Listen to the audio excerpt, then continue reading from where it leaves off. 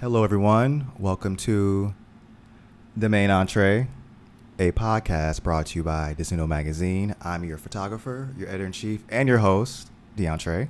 And I'm with my friend, KP. Hi. Thank you for coming today. You're welcome. Thank you for having me. If you guys didn't know, KP is a model Yes. that I photographed a few months ago. No, it hasn't been a year. Almost. You think? Yeah, wasn't it in the summer? Yeah, it was in the summer. It was fun, right? Did you enjoy yourself? I hated it. It was the worst Man. experience. No, it was actually really fun. You were feeling yourself when you had that red outfit on with that hat. He was like, hold on, let me get BTS of this. Take a picture of me. I needed the black Prada outfit. That was That's A1. the one that I was should have been A1. wearing. That was But I A1. feel it. They wanted to give it to other people. They wanted to spread the wealth. I know. Yeah, there were 3 models on the photo shoot, and I guess you didn't get the look you wanted to get. No, the red one, I'm satisfied and I never one was complained. that was a look. But the Mary Prada J. look Blige was shook. The Prada look was a look. Like, it was a grocery store look, a red carpet look. Nah, grocery store. You better go to Walmart real quick. Piggly Walmart, Wiggly. Piggly Wiggly. Kroger's. That's what it is. See? And during that shoot, or I guess after the shoot, I found out you were a dancer, and I did not know you were a dancer, and you were killing it. Because I saw your videos, I was like, oh dang, he good. At least I think so. I'm not sure how your peers feel. I'm not sure how you feel about yourself. I'm good.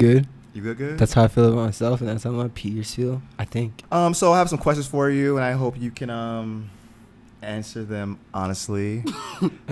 I don't know. I don't fuck with that honesty thing, you know? Oh, I mean, okay. So who are your modeling icons and your dancing icons? Your inspirations?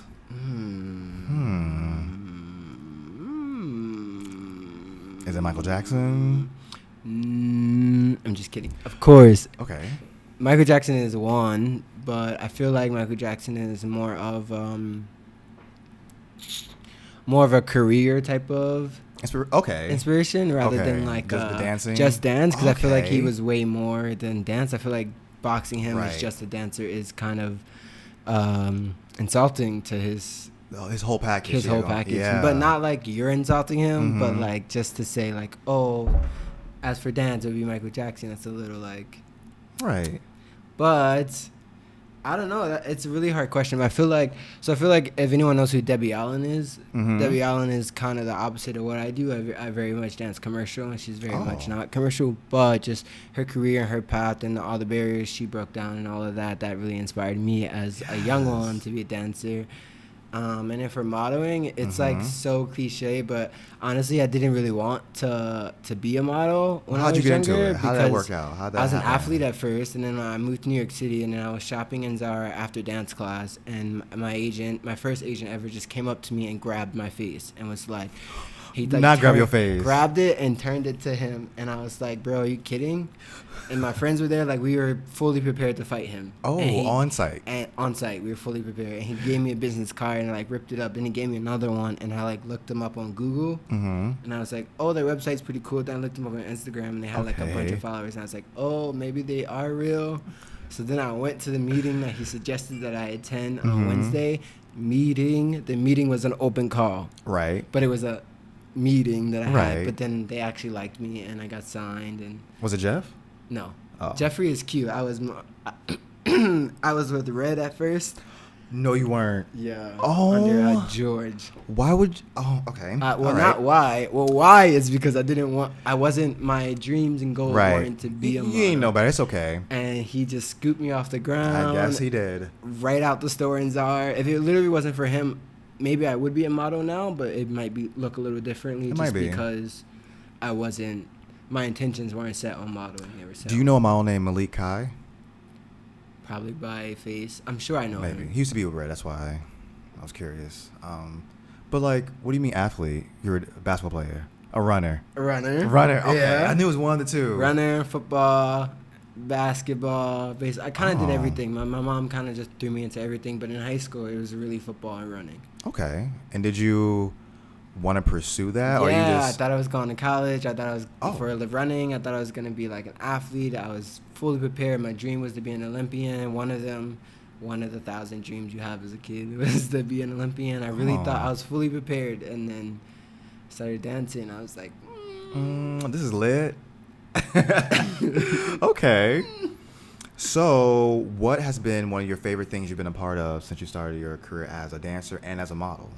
as a dancer, one of my favorite things to be a part of when it comes to like exposureness and bigness and like what made me fulfill my childhood dreams is I just did like this little movie thing. Right. So that's really cool as a dancer. Yes. And as a model. Shooting with me. Shooting with you. Actually, shooting with you because I was shooting with you for a cover. Yeah. And it was directly booked without me knowing. You know, it just came out of nowhere. You know, everyone wants to be on the cover of a magazine, no matter how big or how small.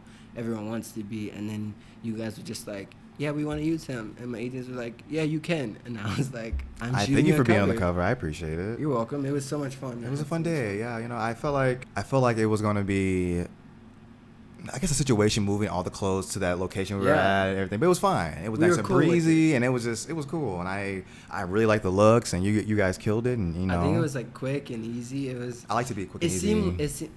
It seemed like it was very, on my end coming in, it seems like it was very prepared, very thought out. So that way the process was It wasn't. Oh. I was playing, but not on my end. But the stylist, Carl Nation. Yeah, they had it together. Yeah. He made it easy. Yeah, he made it easy. He made it easy. Like in and out. In and out. Okay, so what is on your bucket list? What you want to do? What do you want to be a part of? Is there anything you want to like audition for, or is there like any? Well, you shouldn't tell everyone your dreams and goals, but no, I'm just kidding. But what I really, really, really am interested in right now is acting. I really want to. Excuse me? I've been trying to get like into acting, taking over the classes, want to go to acting school. I really want to harness that craft so that I can do it. I am hyped for you. So that I can pursue it. I am hyped for you. I never knew that. Really? Yeah. Well, the more you know. The more you know. Ding. Okay, acting. Well, is this something that you kind of wanted to do as you started doing modeling and dancing, or was you like? No, I mean, I feel like as a kid, I shielded my creativeness in the sense of when it came to like dancing and modeling and acting and stuff like that. Like when I was home and I was with my family, or even at family functions, or even in school, I was always the kid like dancing around in the middle of the circle, or like High School Musical. To me, like that was my break, and that would be my break into acting, doing like a musical or something like that. You know, when I was younger, I felt like that was my path. Okay. So acting has always been there, but it's been a very, very like undertone, like a very slow, marinated thing. You know, I had that comes with like confidence and everything like that. And I've done a few like commercials and a few things that have helped me tap into like, oh shoot, I could do this for real. And then. And have you been to LA? Yeah, I've been to LA, but only like twice. Once for work, and then once for work and pleasure. Oh. But the pleasure was like 2 days, so. 2-day pleasure. Oh my goodness. I'm talking about 2 day of not working. Right. Yeah. Vacation, of course. That's the pleasure. And if you get the opportunity to, could you sing? If I had the opportunity to sing, I can. Like in a musical? I can carry a tune, and Excuse me? And I can be trained to sing, but I think that would have to be something that. Oh, kind of like practice at, or. Yeah, because it's not something that I practice now. I mean, it is something that I try to make sure that I'm capable of doing. Okay. But it's not something that I have. Like, I wouldn't go on an audition and be like, I'm about to. I would go on an audition and remix and stay at a real low key, sort of like. Okay, but like, if you had an audition, what would be your audition song? Oh, it would be something like easy and cheesy. What's easy? It's like a Drake song would be easier for you to sing? No. Does Drake sing, or does he like. He be singing. He be doing a little tune. I think more like. Like Cisco thong song? No, definitely wouldn't. He be belting. He be belting. So maybe not that. No, probably like a Bruno Mars, like a very like, because I feel like he only belts sometimes. But he does belt though. But sometimes, like I could get away with like. He don't be hollering like you know that most singers. Song he had, his first song, that Billionaire song. That's hard to sing. Is it? I feel like if you got it, you got it. I don't got it. I'm not sure. I ain't saying I got it. I'm the sing. I'm not sure your vocal ability, but that song sounds like it's gonna be like a. I think you're overestimating my vocal ability. Maybe I'm explaining it to make. I mean, the song you just chose, I'm thinking, oh, he can sing. Okay. No. You want to be a billionaire? Okay, no, but I don't know. I mean, I do. Yes, I'm gonna be. Okay. Well, guys, we're going to take a quick break and be right back. And yeah. Thank you so much for tuning into the podcast. Feel free to check out our website, desnudomagazine.com, where you can check out the latest issue of our magazine, available in digital and print, as well as our international edition. Also, you can shop all of our streetwear apparel, from our hats to our hoodies to our shirts to our stickers, and we have mugs. Anything you think of is right there as well. Also, follow us on social media at Desnudo Magazine on Twitter, Facebook, and Instagram, as well as the podcast Instagram at The Main Entree. Now back to the show. We're back. I'm with KP still. He's with me still. So I want to ask you, how has the COVID affected the performing arts, if it has at all? I feel like, how do I say this? I feel like it has affected it in a way where now content for performing artists is more on them. I feel like the responsibility roles have switched. I feel like clients want you to produce, edit, do everything, make all the content, and just send it to them, and now they're undercutting us on the rate-wise. Oh. Because of COVID and everything. They're using that as an excuse, so they're undercutting us, and they want you to produce this amazing project for them, and all they're going to do is kind of like put their name on it, put it out. Wow. And then we are stuck with a check that's not going to come for 30 to 90 days. 30 to 90 days. That's not even I don't like proper that. compensation for I don't like that. That's too long. That's how it's affected. I feel like this pandemic has a change to either make the industry beautiful or really, really make it hard for performers to continue to perform at the capacity that they were before. Right. I mean, they were already underrepresented. Representation. We already had a low representation rate in the sense of like who we are and what we can do and our purpose. I feel like performers are considered entertainment. Okay. And when you're considered entertainment, you're there to entertain, and that's it. Oh. The treatment that is said to would be given to you is not actually what's given to you as a performer. Just because you are not considered a product, you're considered entertainment. And what do entertainers do? They hold your attention for a short amount of time, and then you pay them for what you came for. Now, has the audition process been just those making your own videos? Yeah. So for me, I have been coming. Well, for me, I'm at a space where I've done enough to understand what my rates are and what I'm worth. So I have been kind of turning things down just off the simple fact. You got it like that? I don't have it like that, not at all, but I do know that you can't expect. For example, I had a commercial client present a job to me. They wanted me to do a holiday campaign for them for $2,000. All right. That included usage fees, travel fees, fitting rate, taken out of the 2,000. That is what I'm getting paid for all of this.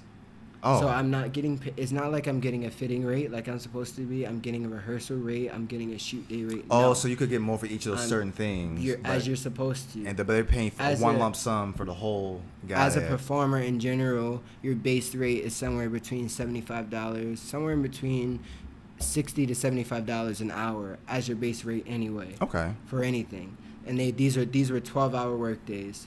Ooh. This was going to be used for an entire year, and after that, they had in the usage clause, they had 6 months after to use this content. So it was really a year and 6 months, but they gave you a year date. It was across 3 social media platforms, plus in-store digital worldwide. So I wasn't getting paid for usage or anything like that. Right. All I was getting paid for was $2,000 to be a part of this project. Now, if I'm an up-and-comer dancer or up-and-coming performer or artist or whoever I am, I'm like, oh my God, this is amazing. Right. But if I am me and where I am, or if I am anyone like me who's been working like this, we know that if my flat rate is $75 an hour, and that's just for rehearsal, these are 12-hour rehearsals. Right. I'm not even making my rehearsal rate for this entire job. If I'm having 2 days of rehearsal, of fitting, and 2 days of shooting, I'm not even making my rate and rehearsal that I'm supposed to be making. Now, has this happened before the whole pandemic? This has happened before the pandemic, but before the pandemic, it was a little different because you weren't fighting for money or for your worth value. You were fighting for exposure and connections. And Okay. Yeah. See, the thing is that now that this pandemic hit, we can no longer say, oh, you'll get so much exposure. Exposure means nothing to me now at this point, because Right. although it would be great to be exposed and featured, what about my bills? What about you? The cameraman is Right. not getting $750, Right. but you want to pay me $750, and I'm without me, this doesn't work. The talent. And not yeah. just me specifically, but without the talent, this Yeah. doesn't work. But you want I have to wait 30 to 90 days to get paid. The cameraman got paid in a week. If not, he's gotten paid already. You know what I mean? Like the whole crew, Right. everyone. The guy holding a light is doing way less work than me, but his checks are on time. But I'm waiting. Imagine if there's a problem with production. Now, since there was a problem with the production company, because the way they do it is production companies can pay us. Okay. So it's not, if the client uses a production company to pay talent, then it's not on the client, it's on the production company. So if they haven't paid us within those days, now my agent has to fight the production company and not the client. But yet the client is still a client of my agency, and they don't want to ruin that relationship. Right. So now I do not have my rent paid, do not have any money in my pocket, and also have to deal with people who are trying to protect clients and not me, the person that they represent. What? Absolutely not. Absolutely not. Is this the same thing for the modeling as well? Well, it's a little different with model, because in modeling, models are not, our rates are already completely different. There's a huge discrepancy between models and dancers. Okay, gotcha. And in terms of rates. And I can't speak for everyone, but I can speak for me and what I've saw. I've done some things for double digits, and I've done some things for like no digits, you know what I mean, as a dancer and as a model. I've been in spaces where I've been a dancer and there's models on sets and their checks are twice the size of mine, and they're doing less than me, because all they have to do is walk, all they have to do is stand there, but I'm running and flipping and dancing and doing all of this extraness. I had no idea. For less, so it's already a huge distance between the rates. So I just believe that dancers are, in the eyes of the entertainment industry, we are entertainment as performers, and models are considered the product. And how do you treat a product? With care. With care. So there's that. Dang. Just the next time you're on a shoot or something that you're doing with dancers, watch how they're treated, in the sense of like, dancers are expected, they get no food or nothing, you know what I mean? No they get food. Okay. In a sense of like, I've been on jobs where dancers have to be fed last. You want to feed us last, but you want us to be the first one set, because you guys all came here to dance. You guys, everyone here came here to record these dancers doing something in your product, but yet you want us to eat last and your crew to eat first. And then but y'all need the energy. But if you know what craft services is, when you're on a set, obviously craft services don't last. Oh. There's usually never enough for everyone on set. I did not know that. So what happens when you run out?